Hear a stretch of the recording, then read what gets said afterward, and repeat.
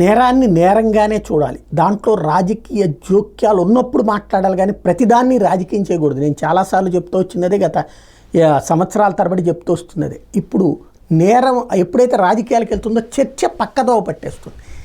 లైంగిక వేధింపులు, అత్యాచారాలు, హత్యలు అన్నటువంటి విషయాల్ని రాజకీయ కోణంలో ఆ ప్రభుత్వం వల్ల పెరిగింది, ఈ ప్రభుత్వం వల్ల పెరిగింది, వాళ్ళ ప్రవర్తన వల్ల పెరిగింది, వీళ్ళ ప్రవర్తన వల్ల పెరిగింది అంటూ రాజకీయాల చుట్టూ తిప్పి అసలు చర్చ పక్కకి తీసుకెళ్ళాం. మచ్చుమర్రి సంఘటన చూశాకనైనా మనలో మార్పు రావాలి, ఆత్మశోధన రావాలి.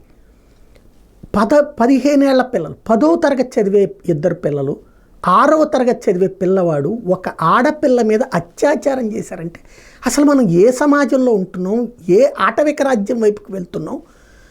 అది కూడా 5వ తరగతి చదివేటటువంటి చిన్న పిల్లని తీసుకువెళ్ళి ఎలా చేయగలిగారు అంటే, ఇప్పుడు పోలీసులు తేల్చింది ఏంటంటే, సింగం సినిమాలో చూశారట పిల్లల్ని ఎట్లా కిడ్నాప్ చేస్తారన్నటువంటిది, ఆ తరహాలో చేశారట. ఆ తర్వాత అత్యాచారం చేశారట. అంటే సినిమా థ్రిల్ని నిజ జీవితంలో ఎంజాయ్ చేయడం కోసం ఒక ఆడపిల్ల జీవితం నాశనం అవుతుంటే, ఒక ఆడపిల్ల మన ఇంట్లో సోదరి, మన ఇంట్లో తల్లి, మన ఇంట్లో అక్క, మన ఇంట్లో చెల్లి, మన మేనత్త, మన ఇట్లాగా ఇన్ని బంధాలతో మన ఇంట్లో ఆడవాళ్ళు ఉన్నారన్నటువంటిది ఆ వయసులో ఉన్నటువంటి పసి వయసులు అనాలా, లేకపోతే కనుక మైనర్లు అనాలా, వాళ్ళ మెదళ్ళకి అది సోకకపోవడం, అది తప్పని భావన రాకపోవడం అన్నటువంటిది అందులో తిల్లెతుక్కునేటువంటి దౌర్భాగ్య పరిస్థితి వచ్చింది. రెండవది ఏంటంటే, ఆ తర్వాత ఆ పిల్లని చంపేసి ఎవరికైనా చెప్తుందేమో అని భయపడి చంపేశారట. అంటే చంపడం అన్నటువంటిది అంత సహజమైపోయింది ఈ వయసులో వాళ్ళకి. అంటే మరొక రాక్షసత్వం. ఇదంతా ఒక ఎత్తు అయితే, ఆ తర్వాత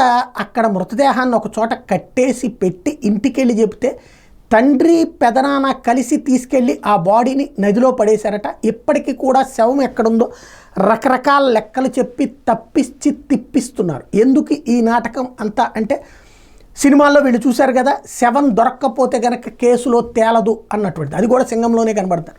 శవం దొరక్కపోతే తేలదు. ఆ సింగంలో శవాన్ని రాయిని మెడలో కట్టేసేసి వదిలితే ఆ తర్వాత ఎప్పుడో హీరో దాన్ని తీపిస్తాడు.